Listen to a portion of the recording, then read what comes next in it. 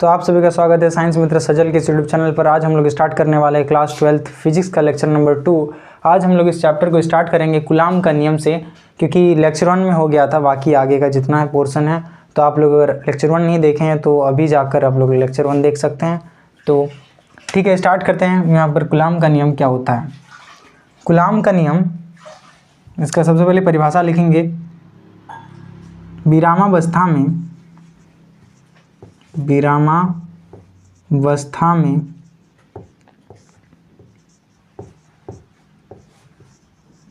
किन्हीं दो बिंदु आकार के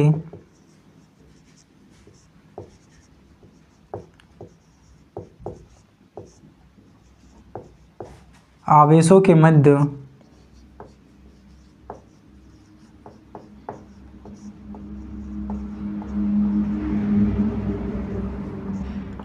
लगने वाला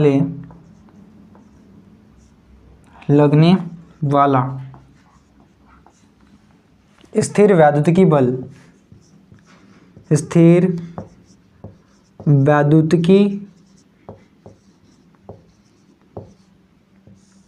बल विरामावस्था में किन्हीं दो बिंदु आकार के आवेशों के मध्य लगने वाला स्थिर वैद्युतिकी बल उन दोनों यहाँ पर कूलाम का नियम क्या होता है। विरामावस्था में किन्हीं दो बिंदु आकार के आवेशों के मध्य लगने वाला स्थिर वैद्युतिकी बल उन आवेशों के परिमाण के गुणनफल के समानुपाती तथा उन आवेशों के मध्य के दूरी के वर्ग के व्युत्क्रमानुपाती होता है। तो मान लीजिए कोई आवेश Q1 व Q2 है, दो आवेश है Q1 व Q2, एक दूसरे से r दूरी पर है, ठीक है। तो इनके मध्य लगने वाला जो कूलाम बल होगा वो इन आवेशों के परिमाण के गुणनफल के समानुपाती होगा Q1 Q2 के, और इनके मध्य की दूरी के व्युत्क्रमानुपाती होगा। तो जब समानुपाती का चिन्ह हटाएंगे यहाँ पर तो क्या आएगा, Q1 Q2 है और r स्क्वायर के व्युत्क्रमानुपाती है। तो यहाँ पर समानुपाती का चिन्ह हटाएंगे तो कांस्टेंट आएगा, F is equals to K Q1 Q2 upon r square, ठीक है। ये ही होता है कूलाम का नियम। यहाँ पर K का मान क्या होता है, यहाँ पर K का मान 1/4 pi epsilon not Q1 Q2 upon r square होता है, ठीक है। तो यहाँ पर K का मान कितना होता है, 9 into 10 to the power 9 newton metre square पर कूलाम स्क्वायर होता है।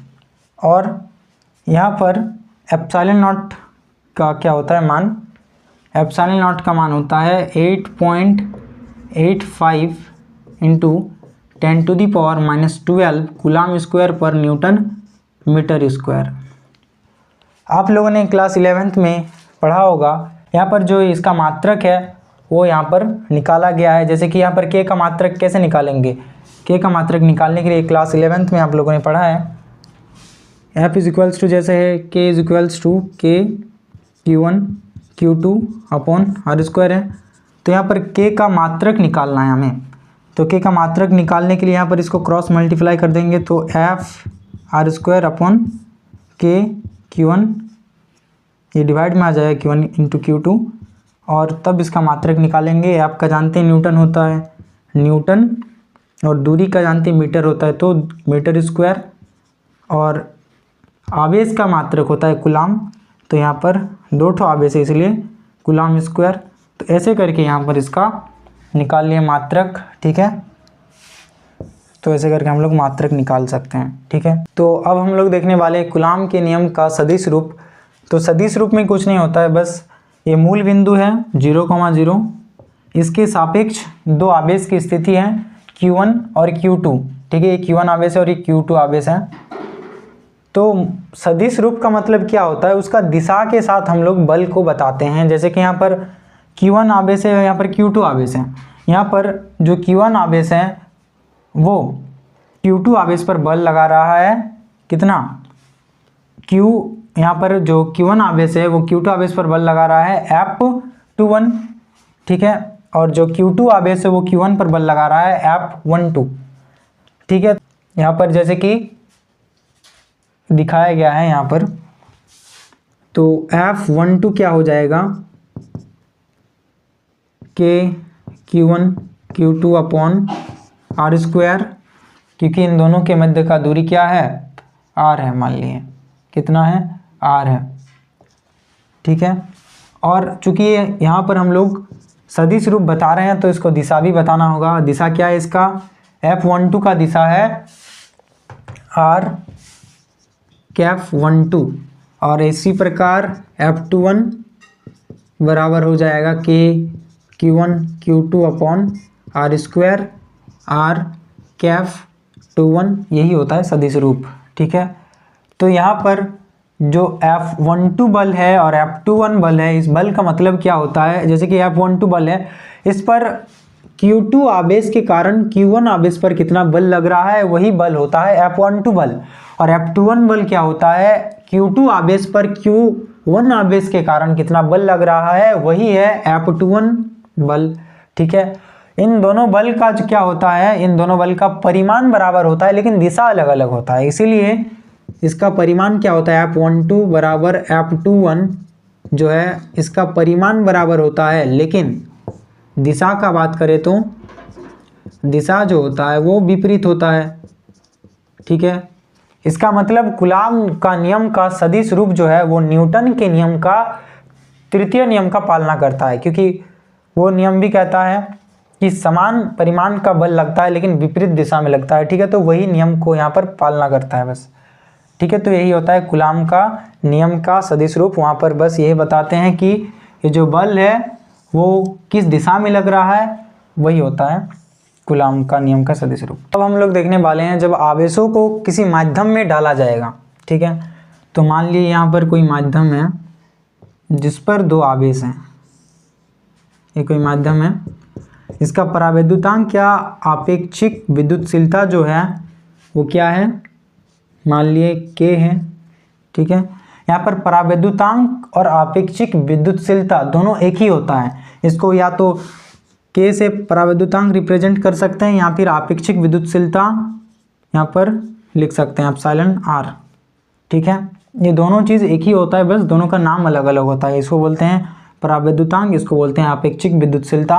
तो यहाँ पर मान लीजिए कोई परावैद्युतांक K वाला माध्यम है, उस पर दो आवेश हैं Q1 और Q2 जो आपस में R दूरी पर स्थित है, जो आपस में क्या है, R दूरी पर स्थित है। तब इसके मध्य कितना कूलॉम बल लगेगा वो देखना है। तब यहाँ पर बहुत सिंपल है, कुछ नहीं करते हैं, F इक्वल्स टू जो भी यहाँ पर रहेगा परावैद्युतांक उसको क्या करेंगे, जानते हैं हम लोग, F equal to 1/4 pi epsilon naught, उसके साथ ये जो परावैद्युतांक होता है उसको गुना कर देते हैं, ठीक है। तो फिर निकल जाता है उस माध्यम का, फिर उस माध्यम में आवेशों के मध्य लगने वाला कूलॉम बल हमें प्राप्त हो जाता है Q1 Q2 upon R square. ये होता है कूलॉम बल जब किसी माध्यम में इसको रखा जाता है तब, ठीक है। अब यहाँ पर आपेक्षिक विद्युतशीलता या परावैद्युतांक क्या होता है ये आता है हमारे सामने में, तो ये देखने वाले ये क्या होता है, आपेक्षिक विद्युतशीलता, आपेक्षिक विद्युतशीलता, विद्युतशीलता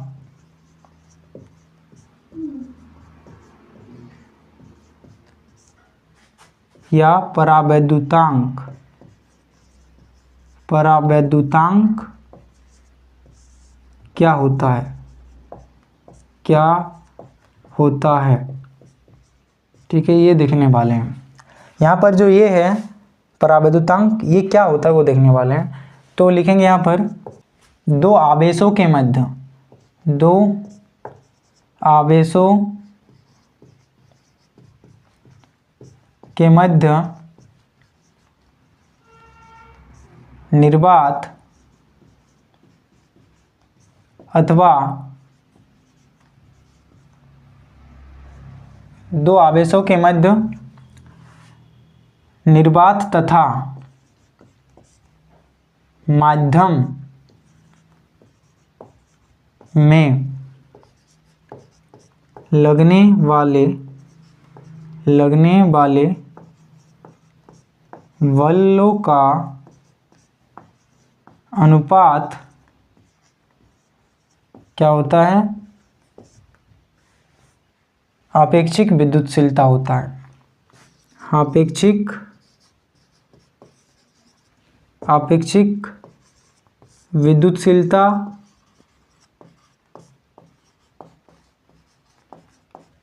या परावैद्युतांक कहलाता है।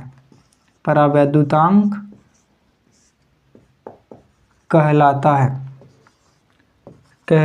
है। ठीक है, यहाँ पर जो होता है निर्वात में लगने वाला बल, ठीक है, F निर्वात बटा F माध्यम होता है।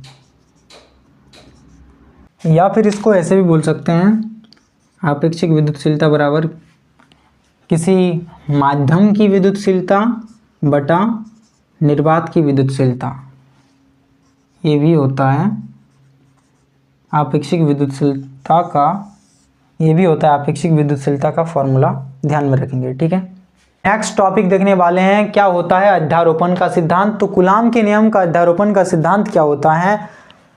कोई आवेशों के निकाय में किसी एक आवेश पर जो लगता है बल, उस सभी आवेशों के कारण लगने वाले बल के सदिश योग के बराबर होते हैं। ये होता है कूलाम के नियम का अध्यारोपण का सिद्धांत। तो ठीक है, यहाँ पर लिखेंगे आवेशों के निकाय में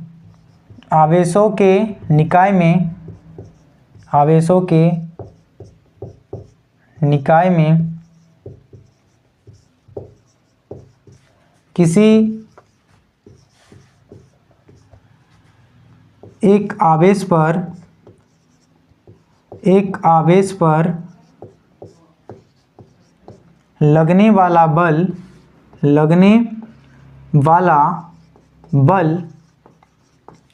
सभी आवेशों के कारण लगने वाले बल के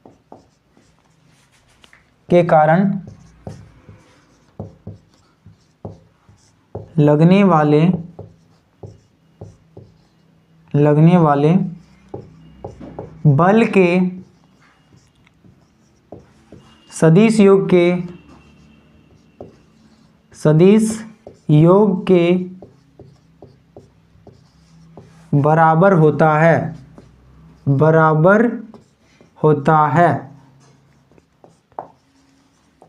ठीक है, यहाँ पर मान लिए कोई निकाय है, यहाँ पर कोई निकाय है, ये इस निकाय पर कोई Q0 आवेश है जो मूल बिंदु के सापेक्ष ये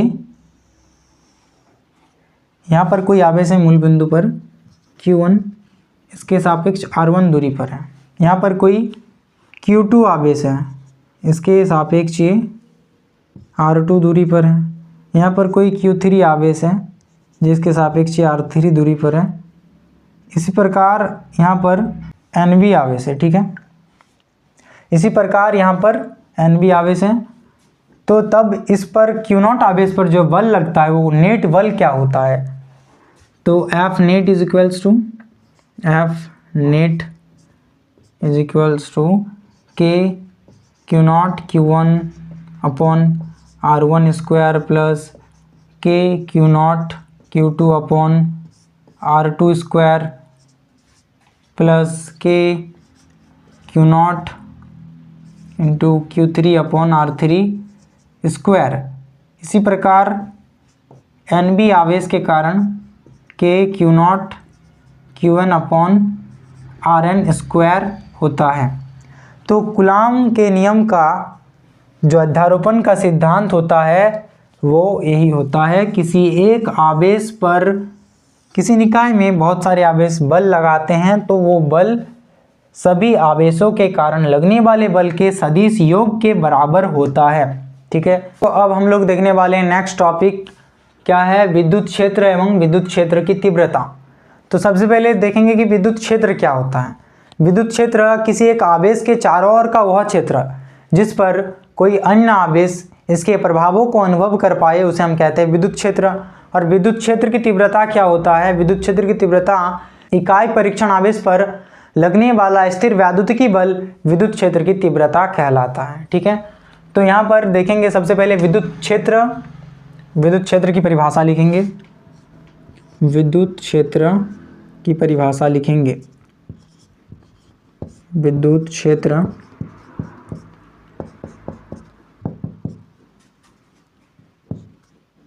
किसी आवेश के चारों ओर का वह क्षेत्र जिस पर कोई अन्य आवेश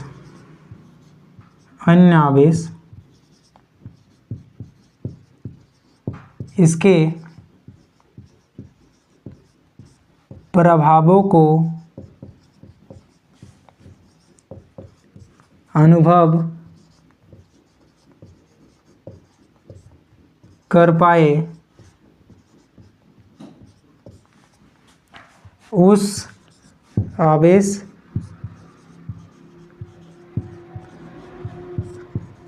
का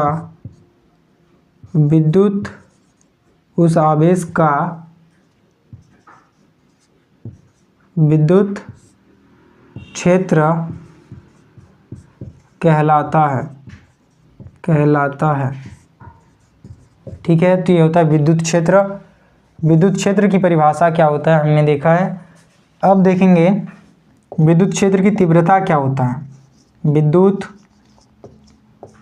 क्षेत्र की तीव्रता क्या होती है?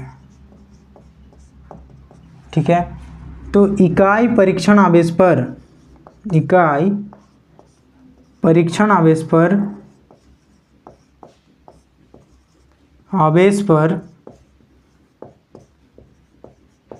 लगने वाला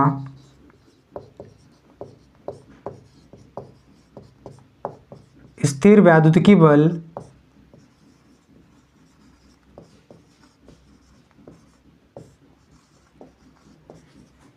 इकाई परीक्षण आवेश पर लगने वाला स्थिर वैद्युतिकी बल विद्युत क्षेत्र की